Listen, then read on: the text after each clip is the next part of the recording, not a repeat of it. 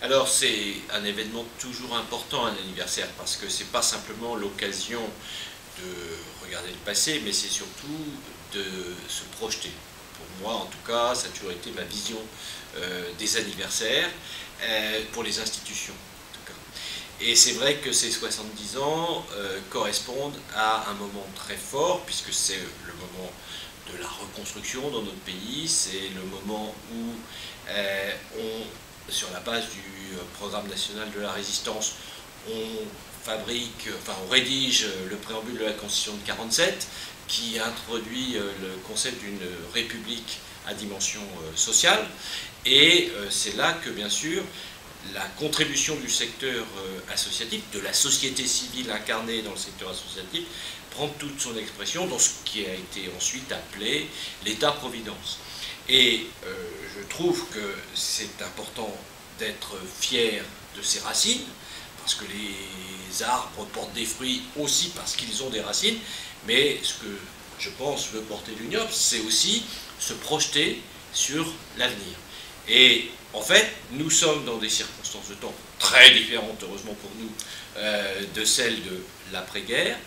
mais en même temps, il y a nécessité, et c'est ce que je pense peut porter l'événement des 70 ans, de se projeter sur les chocs, les défis qui nous attendent pour faire société aujourd'hui. Et sur ce point, évidemment, il y a des choses qu'on sent germer, qui sont les inégalités, tout de même, dans notre pays, mais aussi la place de la liberté individuelle à travers le défi du numérique, des données, etc. Est-ce qu'il y a encore un libre arbitre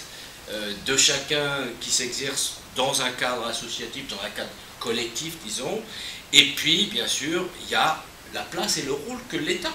veut jouer en interface avec la société civile. Et je pense, personnellement, mais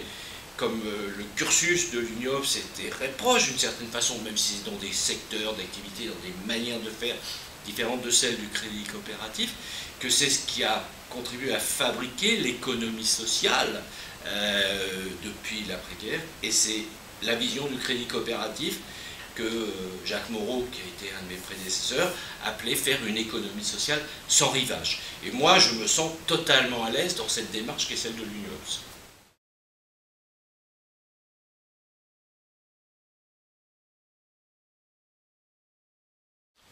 C'est plus qu'une collaboration avec le crédit coopératif, parce que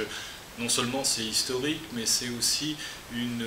pensée commune de ce que peut être l'économie sociale et solidaire. Dans le monde social, le monde bancaire était un peu tabou, avec une connotation plutôt